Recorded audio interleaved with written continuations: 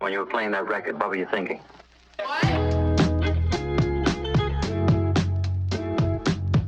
Hello, Internet, and welcome to Take 25. My name is Luke Irvin. Here at Take 25, I will be having conversations with all different sorts of creatives and entrepreneurs, and we all have one shared thing in common. We all have roots of some sort here in Arkansas.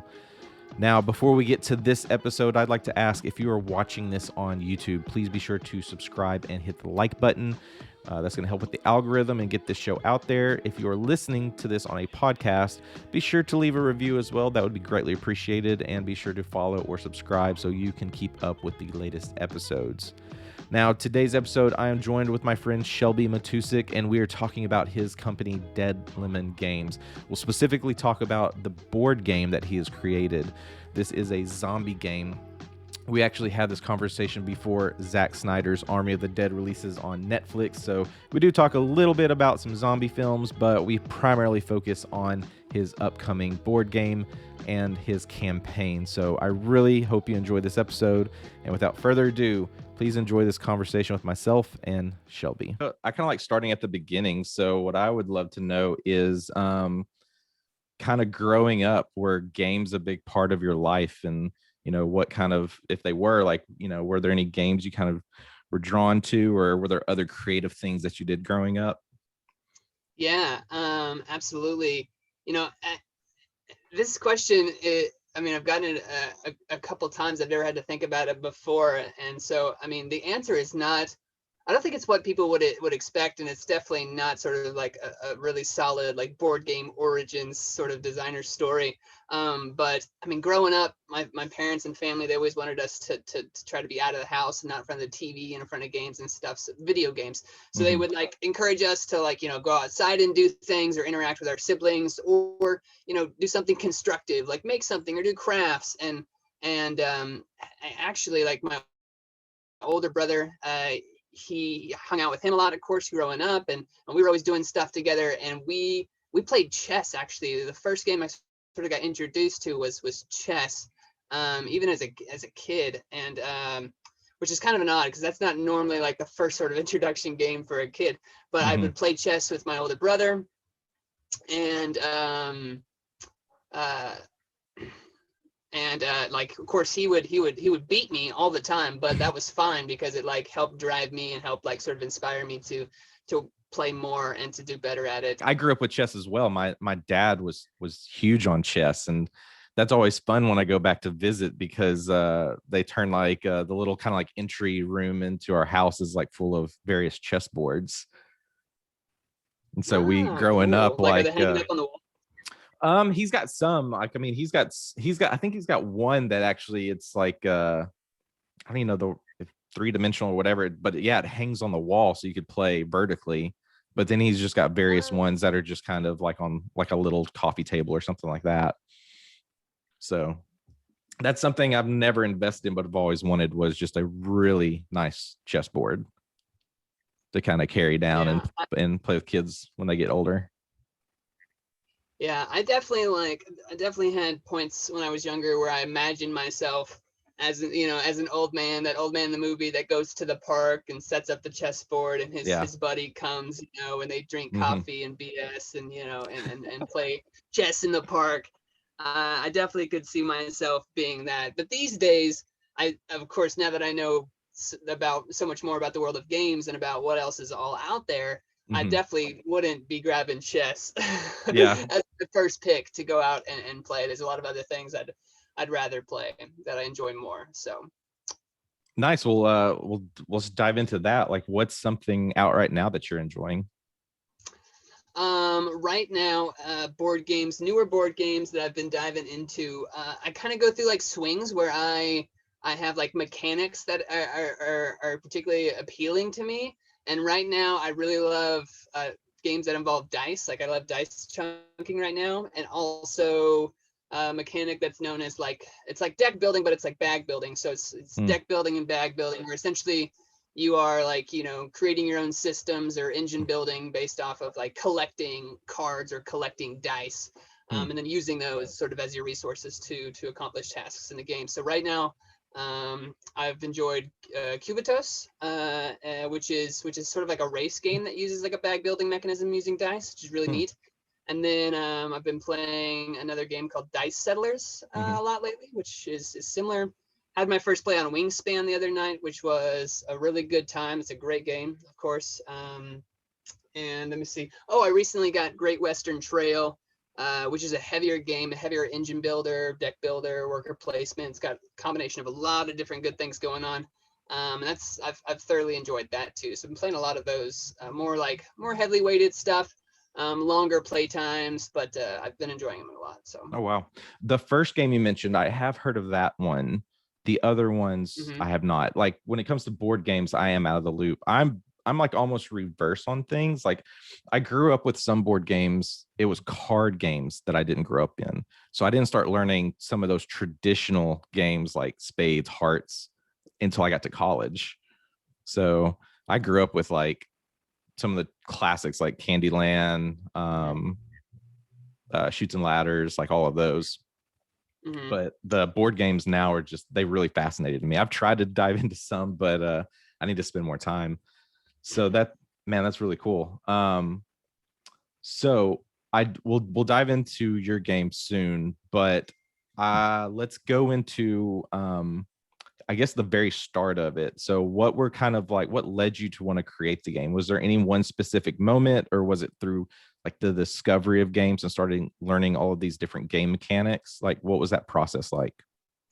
Yeah, so I've always been really big in creative outlets, and I'm particularly fond of things that involve design, anything from music to 3D art to building shelves and lamps and working with my hands and that sort of aspect of design and art design, graphic design. I'm very fond of those outlets, and of course I'm fond of enjoying social situations and social circumstances and working with others. And so all those sort of like led to sort of things that made me fall in love with board games. And then eventually I got to the point where I started to hey, let's just make up sort of our own board game. And it started and kind of flowed through various different ways. But I remember like back in school, back in college, I remember having this house and living with a bunch of guys. Actually, I think you may have been through there, Donaghy House, and we played a lot of a gin rummy variation, and we would have we had like the family like sitting room, and people would cycle throughout the day in between classes and stuff and play cards, and we had like a board that was like house melds. So essentially, like if you won a hand or a round or whatever, you got to pick one of the house melds, and that became like a zeroed out for the game. Like you could use that meld to zero out melds in your hand, and it was a lot of fun because we would like make up our own things, and there was combinations that were like menage a trois, which was like a king and two queens, or like kick ass, which was like a king and ace and two fives or whatever.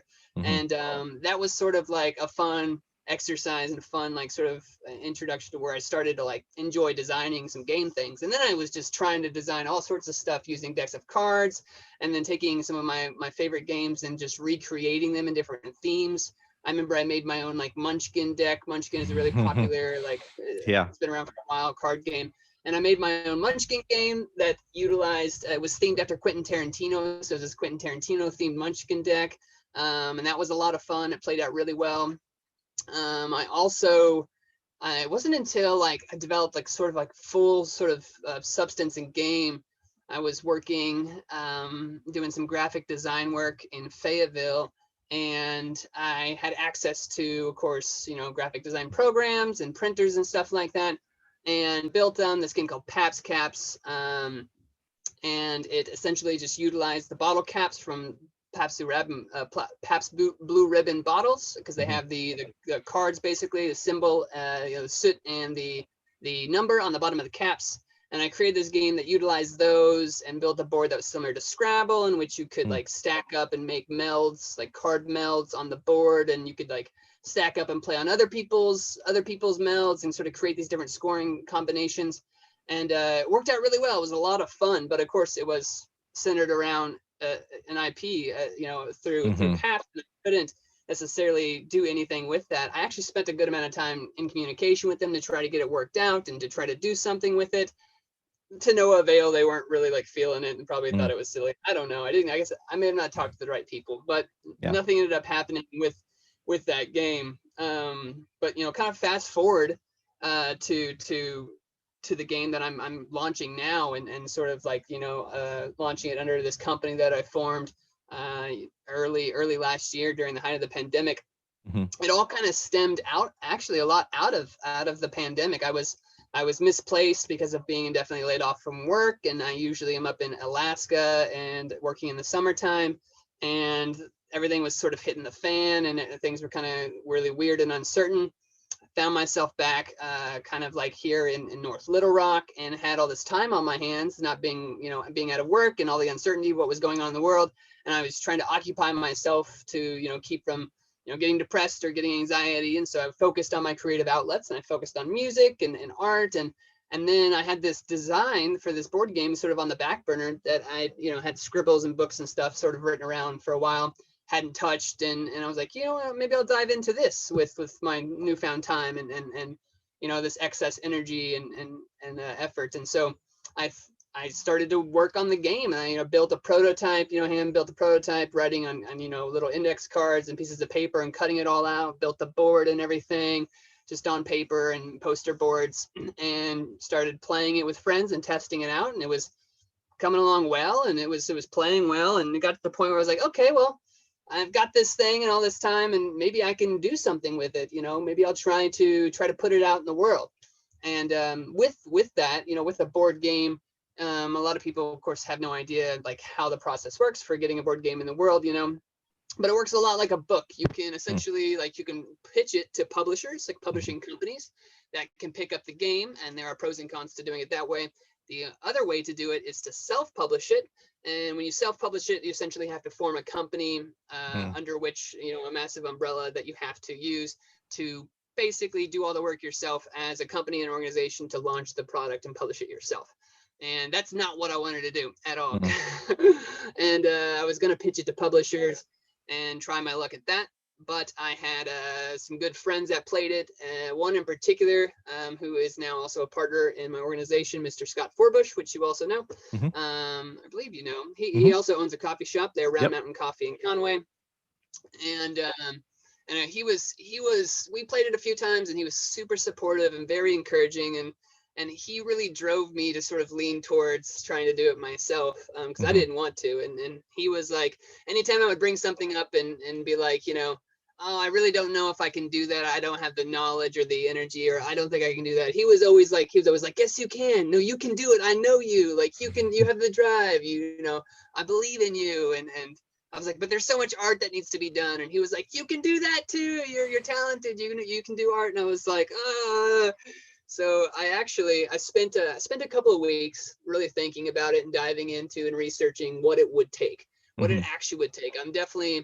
I'm not really prone to like sort of jumping into things like without some due diligence, without some research, and really trying to gather like if it's possible for me to do it. I mean, too many people jump into tasks and things all the time, and without knowing exactly what they're doing. And I really don't like to do that. Right. When it comes to things like this, other things I might be like more willy-nilly about when it comes to like travel and certain plans like that, but this is a little bit different. So I looked into it and saw, kind of figured out if I could do it, if I was able to do it, what sort of time and energy and effort it would take. And I got to the point where I was like, okay, well, I got all this time. I got this game. It seems like people might like it. Why don't I give it a go?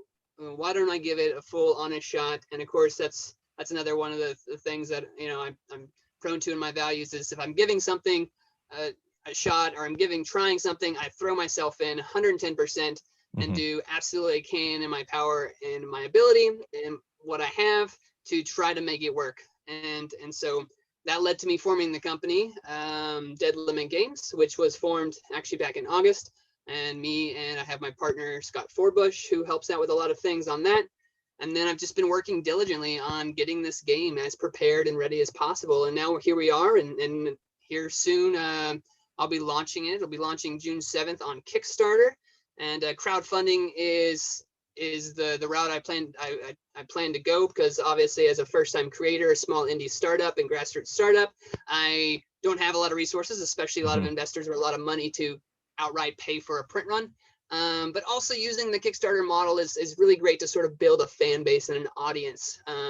It helps you sort of like build steam and build fan base for the company and the product, and essentially use that almost in a pre-order sort of platform to get the game created by people who support the idea, people who support me and the business, and people who are stoked about the game and the idea of the game.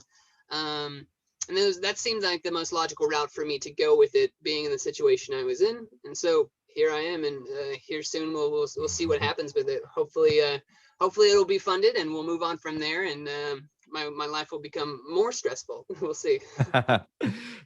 Always, man. It's always going to add layers. So that's awesome. Like, so it sounds like you started with the game first and the business came later, right? Oh yeah, definitely. I mean, there was no business until I decided to go the route of self-publishing. Go to self-publishing. Mm-hmm. That's great. That's always an interesting thing to me, because I've always done the reverse. I always kind of think of the business side first, and then I was like, okay, now I need to figure out the ideas I want to umbrella under that, build under that umbrella. So I want to circle back on the game a little bit and hear this side of the story. So this is a zombie game. Mm-hmm. Is there any, have you always loved zombies? Like, where's the origin of that? Did that kind of spark from anything specific, or is this something you grew up with? Yeah, it did kind of spark from something specific. I will say, like, I didn't grow up necessarily with, being big on zombies, but I am a fan, especially when I got older. I became a fan of zombie movies, and I wasn't super big on the bandwagon. I wasn't like one of the really hardcore fans where I got zombie posters and those zombie figurines. It wasn't like that at all, but I definitely enjoyed zombie movies. And I kind of, the idea for the game and kind of behind the game all kind of came up together at once. And I originally had this idea for and it really stemmed from the theme in a lot of ways. A lot of the design for the game stemmed from the theme. And sort of like what I could do differently with the theme. And by that, let me try to explain exactly. So with zombie board games or zombie movies, when people think about what a zombie themed piece of media is, they sort of have this stereotype, this sort of, these constructs that are in place that they think of when they think of a zombie game or a zombie movie, right? Which is all the same sort of recycled stereotypes, where it's, humans, people who are getting weapons and killing zombies and bashing in the heads of waves and waves of zombies. And if it's a game, you're equipping guns and you're you're trying to build barricades and a shelter and to kill these zombies. And I really wanted to basically take what a zombie, that idea is, and I wanted to flip the script and kind of rewrite it and change everything about it and sort of breathe new sort of life into the theme of zombies and sort of revitalize it and show people that you can still be creative with sort of these things, and be creative with what some people would call a flooded market or a recycled sort of theme, and just do it differently. And that really drove a lot of the design. A lot of the mechanisms were kind of in place, and I was playing with a couple different themed ideas, but I had a couple conversations about using the zombie theme, and people were like, oh yeah, zombie game. And they spit off all those things that a zombie game is, and I was like, no, that's why I think I need to stick with the theme. Of course, I got pushback on it, and I still get pushback on it, because people when they see or hear about a zombie game, they think about those things, right? And so that's been kind of hard for some of the marketing aspect of the game. But I was like, that's why I got to stick with the theme. That's why I want to stick with it, because I want to do everything different. And so as far as the game being a zombie game, instead of those things that you think a zombie game is, I'm doing all the opposite. So instead of being a person, you're actually being a zombie. So the game is told from the zombie's perspective. I want people to sort of sympathize and feel what this newly sort of freshly infected zombie might be feeling and going through.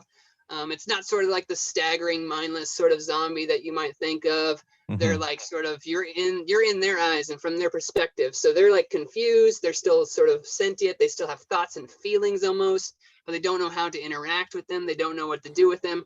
They have this drive to sort of seek companionship, but the only way they know how to do that is to attack and bite people and hopes that they infect them and therefore turn them into a zombie and making a friend. So in the game, your objective is to move around town. You like equip resources and you're trying to like attack and bite the locals in hopes of making new friends. That's your main goal, is to try to convert locals into your friends.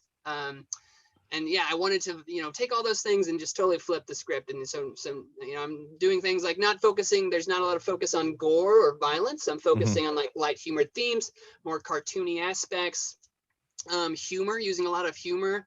No direct depictions of like violence or any of the lore and verbiage, staying away from violence. I'm staying away from words like zombies. I'm not using words like, a lot of people think that zombies, they associate me like, oh, eating brains. Well, I don't, there's nothing in any of my verbiage and any of the lore that even alludes to eating brains, because I don't want that to be, I don't want people to think, I want to break that stereotype. I don't want people to think that, I'm a zombie, I'm going out, I'm trying to like, kill people and eat brains. It's not like that. I'm trying to go out, I'm trying to make friends, right? So I'm trying to stay away from those heavy violent themes and sort of change some of those things about zombie games. Wow. I'm trying to think of the name of the film. I've only seen one zombie film. I think Nick Hoyt was in it. Is that his name? Where essentially it was like a zombie in love. Have you seen that one? Oh, was it like a more modern, like Warm Blooded or something like that? Maybe that was it. Yeah. He's like, I think there's like, is Kristen Stewart in that? Maybe. I can't remember. I can't fully remember. Is it based around like an airport? There's like this something like that. Yeah. This zombie. He's like, it's told from his perspective. You hear his thoughts, and he starts to feel for a human. He's like, he likes her. He's starting to feel these feelings. Yeah. That's an interesting perspective. That is one of the few pieces of media that play from that perspective for sure. Yeah. Do you have a favorite zombie film? I really don't, honestly. Which makes me feel like I'm not like a true zombie fan, but like I really don't. I mean, I have zombie films flashing in my head, but I would never like go out of my way and be like, I love this zombie film. It's like, oh, it's it's just kind of like whatever for me. So, but no, I don't. I wish I did, because now it sounds like I just like I'm dodging the question or don't have an answer. Yeah, I've seen the bulk of like the popular ones, but even like with what you're doing, it seems like in the film world, everyone tries to make their own spin on a zombie, because you get this mixture of them. But are you gonna check out Snyder's zombie film coming out? I don't know. What's the title of it? It's Army of the Dead. It's in theater right now, but it'll drop on Netflix Friday. Okay. But I've been hearing good things on it so far. It's like a heist film in Vegas, I believe, but it's like overrun with zombies. Awesome. I need to look it up, because honestly, I don't know anything about it. Yeah. Reviews are out now, so it's this is one of my anticipated films of the year. Because I think he's done one. I think he did like Day of the Dead. But I may go back and circle and try to watch that before Army of the Dead. I don't think they're connected anyway. But anyway, no, that's cool. Yeah. This stuff is so fascinating. Like side note, another trend I'm seeing right now is werewolves. Like werewolves seem to be like popping up again. Kind of remember back in high school, werewolves went through a bit of a phase and then that kind of died down. But I'm seeing a lot of people try to think differently about werewolves, which is really fascinating. There's one that came out earlier this year called 8 for Silver. I don't think it's been picked up yet. It was just independent through a film festival, but it's set like in the 19th century, has to do with like, people owning all this land, and there's gypsies that are trying to like take their land back. And then it goes into like the classic werewolf curse. And it seems really interesting. I've heard positive things on it, so that's what I'm hoping gets picked up. Very cool. Yeah, cool. So you're about to launch Kickstarter. Is there anything, do you want to share anything related to like the various perks, or do you want to keep that like a secret? It's not too much of a secret necessarily. Of course, like you'll get the game. Yes, with backer rewards when it comes to board games. Obviously you can kind of like there's sort of like not really a standard, but you can see a lot of the same things. So a lot of times there's obviously like just a support reward tier. Then there is there is like the base game, and a lot of people will do like a base game and a deluxe edition of the game at the same time for board game Kickstarters. But I really didn't want to do that. There was something with my, like when I through my design process that really stuck with me, and it was these words about trying to create the best game, like now, trying to create the best thing possible at the start of the product. And that kind of like really stuck with me. And so when I was designing, I wanted to kind of cover all these different bases and do all these things with the game. And it was very easily turning into multiple games at once, and which was great for that model because people are like, cool, well, now I got this game and I have a deluxe edition. And so I can sell them separately and I could try to make more money and capitalize on that. And I didn't want to do that. I wanted to combine everything and to try to do it all in one game. So that way it'll kind of simplify my process. That way also, like I'm making something that can adhere to a larger audience, and people can find exactly the experience they're looking for in one game instead of trying to decide between the two. I eliminated things like Kickstarter exclusives and stuff like that I really didn't want to mess with. I wanted sort of all the offerings to be available to everybody who really supported the project.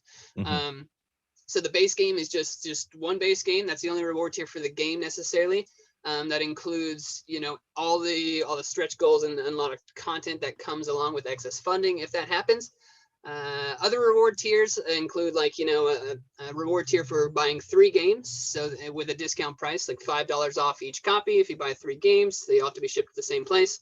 That's just sort of like a bundle deal to help help people combine their efforts and reduce carbon footprint. If you got a bunch of friends that want multiple games, that help out with that process, and you get a little bit of discount as well. And then I have some special reward tiers that I don't want to directly say exactly what they are, but they are essentially ways for individuals to be involved in the project more inclusively, like sort of more directly. And those might include aspects of possibly getting artwork done, depictions of certain people on certain levels to actually incorporate into the base game in this printed release. So I can't say directly what they are exactly, but I'm trying to do some fun stuff where people can have certain backer pledge rewards where they could actually maybe be involved more, get their likeness depicted in the game or something else, maybe a pet or something depicted directly in the game and actually be a part of the game itself. So I'm really excited about those. They're slightly a little bit complicated with the arrangement of how I have to do them, but I really want to do them. I think they're going to be a lot of fun. So I'm excited about that. Sweet. Yeah, I'm excited to see what those are. I think you hit the nail on the head earlier, definitely taking the right approach, like building that core audience through this, having those early beta testers.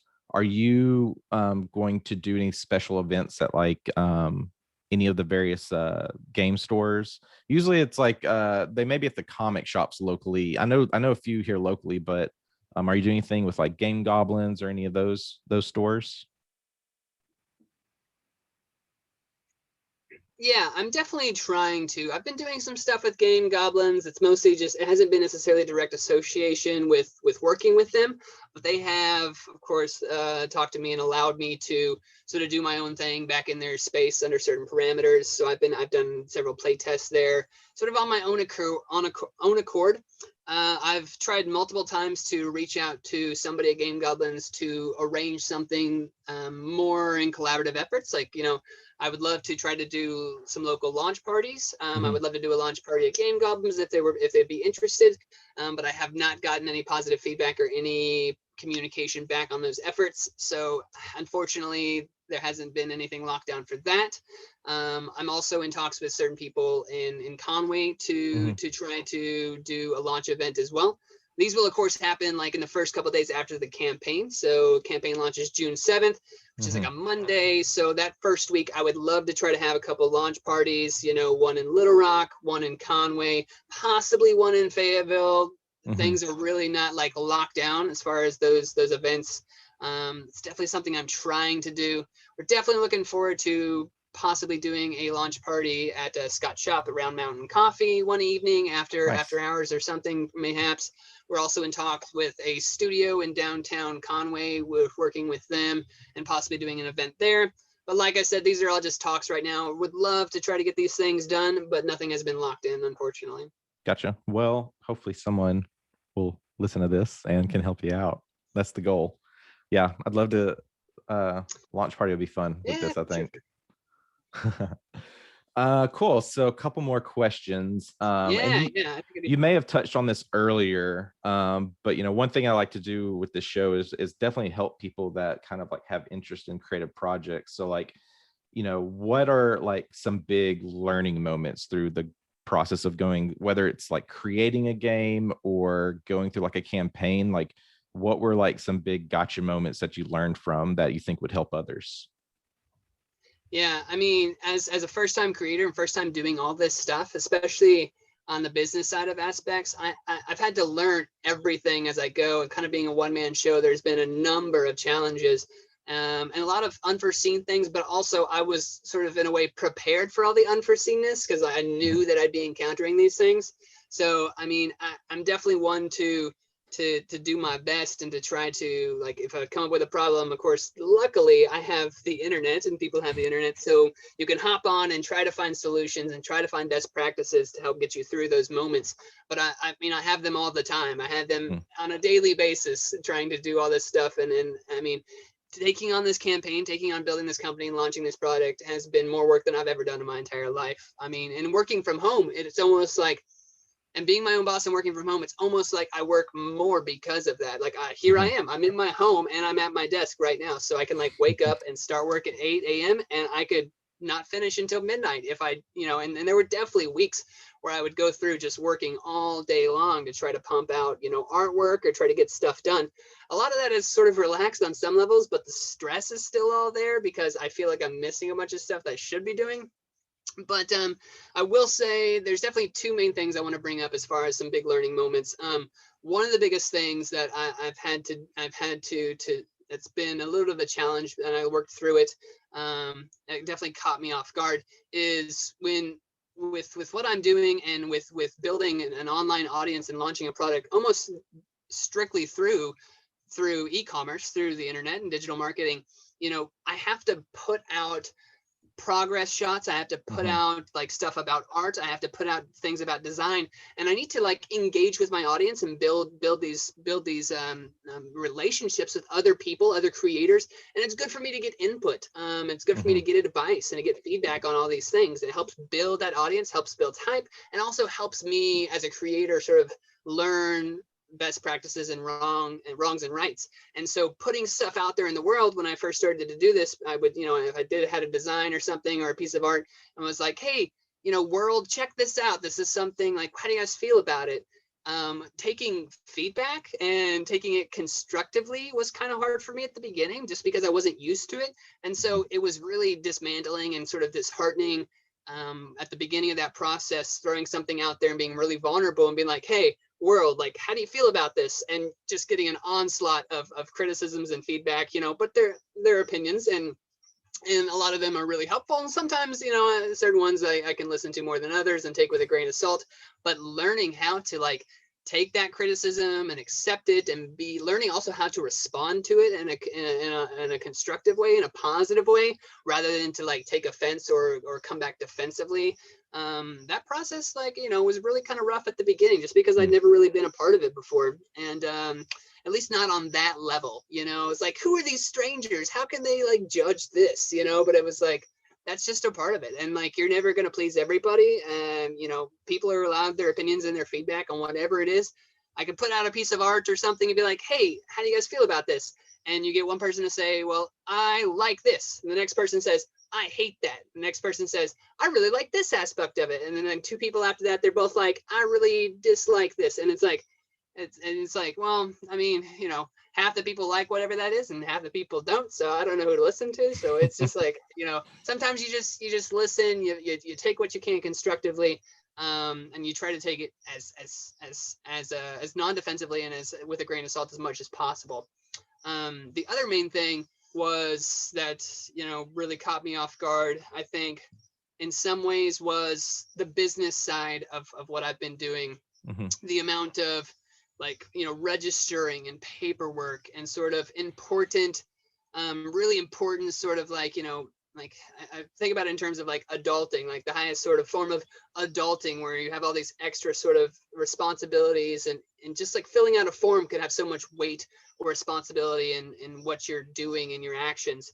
And a lot of that really, really didn't catch me off guard, but it was definitely a heavy learning experience, and getting prepared for taxes, and like using accounting software, and like making sure I'm tracking every little bit of paperwork and every little receipt and my business checking account and how that's linked to other things, like all that sort of stuff with all those numbers and logistics on the business side of things.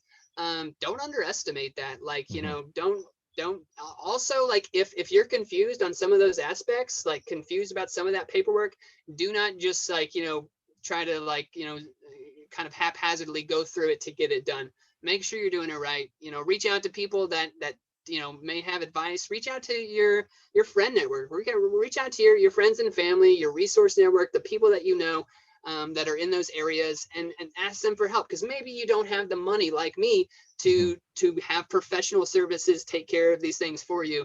But the good thing is that people are people, and if you know good people, or anybody, when it all boils down to everything and everything goes kind of to crap, then all we have is each other. So reach out to those people, try to get some assistance on those levels. I mean, another good resource has been those forums that I've been a part of in those online communities, being like, hey, I came across this today. I have no idea how to do it. Anyone have any advice? And I've been pleasantly surprised with the amount of individuals that are just open and willing to help out on those levels. So don't underestimate those business things. Reach out to people, reach out to the internet if you have questions. And you can get assistance. You can get assistance for free, and help you take care of those things for sure. Definitely. Or like, if you're lucky enough, you get a business partner that has a background in all of that, and hand it off to that person. You take care of the creative side, let someone else do the business side. I love that first piece of advice, because that's one thing I definitely failed at with all of like the early apps that I worked on. Like, I never really tried to get feedback on any of the designs I was trying to do and things like that. And that probably definitely like kind of hurt some things. So, that's something I'm trying to get better at for any future like independent products I work on, is try to build that initial community, get feedback, like what do you like, what do you not like, and kind of iterate through that. I think that's really fantastic. Speaking of community, are you going to have any kind of tool for your community? Are you looking into like Discord or Slack or anything like that, where you can kind of have your community go to one place and chat with one another? Kind of like you said earlier, like have a one-stop shop where you can say like, hey, I'm working on like maybe this future expansion pack. Like, what do you think of this? Things like that. Mm-hmm. Yeah, my strongest community channel is definitely Facebook. Very active on Facebook. I built up a Discord and tried to use a little bit of the Discord. I'm not very good at utilizing and focusing on the Discord, so it hasn't been a strong channel for me in my communication and reaches with my my communities. Most of it is all filtered through Facebook. Of course, I have a Facebook group specifically dedicated to the Lonely Undead, the game. And that's where a lot of conversation about the game goes on, updates about the game, other content and stuff that is going on in relation to that, and updates on leading up to the campaign. There's also a Facebook page for the business for Dead Lemon Games, and that, of course, I can do more things related to Dead Lemon that's not necessarily directly associated with Lonely Undead, such as talking about future releases or other community projects and other things I can get involved with. Those have been my main channels. They're easily accessible. There's a large, massive community, global community that can be easily reached on there, and everybody knows how to use it. And everyone's on there, so I definitely have utilized those more than anything else. I mean, I also have a really strong following on Instagram. I try to be as involved with that as possible. It's definitely hard to keep up with all the social channels as being one person, especially with all the other work I have going on. But I do what I can, because those communities are super important. And I've been gathering and gaining a lot of support, meeting a lot of great people through those channels. I've met so many incredible creatives and content creators that are supportive of what I'm doing, have been in my shoes, or like can relate and empathize with things I'm going through. and those communities have been super supportive. So I've had great support and great luck looking and going through those communities. I've been absolutely like I wouldn't be where I am without all that help for sure. So I've utilized those and highly value them. Yeah, 100%, definitely. Well, that's fantastic. Well, if you ever want to dive into Discord, it's a little new to me as myself as well, but I've been spending a little time in it, and there seems to be a lot of cool features. So if you ever want to dive into that, just hit me up anytime, and we can figure it out together. Sure, man. Yeah, great. absolutely. Yeah, so this is awesome. So let's just wrap things up. Just once again, release date and where can people find you online? Yeah, so of course there's a website for Dead Lemon Games, deadlemongames.com. A lot of information on there, stuff about the game, stuff about the business, how we started, and that'll be kept up. Of course, as I mentioned, Facebook, we're all on Facebook, Instagram, I'm active in those channels.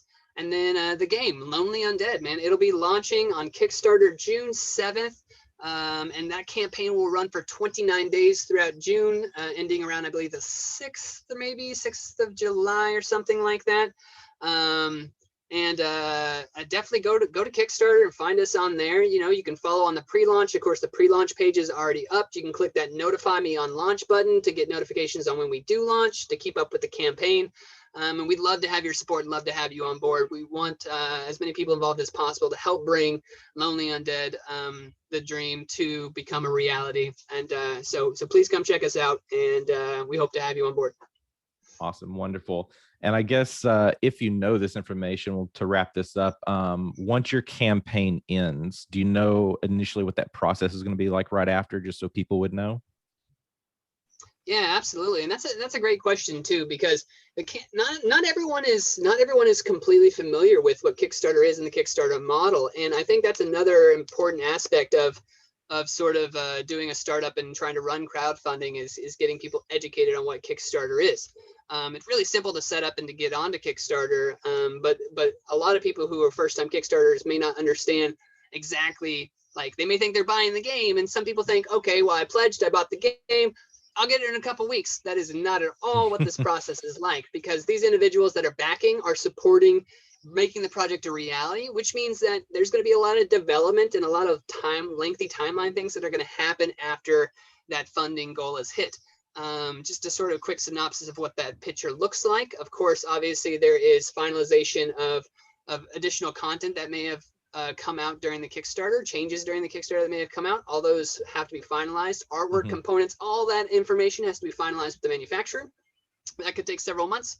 And then the manufacturer, of course, has their production timelines, and that could take several months. And then by that time, it's Christmas time, and I'm not trying to move product during Christmas time, because I can't really keep up with that, and it's a mess.